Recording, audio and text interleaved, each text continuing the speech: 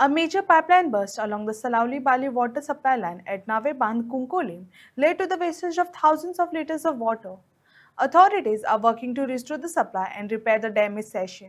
रातचे हांगा नेवेबान हांगा तुम्ही जाणा आसतले की ही मेन पायपलायन फुटल्ली आसा जी साळावलेतून येता आणि आज ह्या पायपलायनीक लागून सगळे कुंकळे वाठारांत जशे बाळ्ळी वाठारांत उदकाचे हाल जाल्ले आसा की PWD ऑफिशियल्सांनी ते कॉन्ट्रॅक्टाचेर लेबर घेतात आणि हे काम चालू करतात.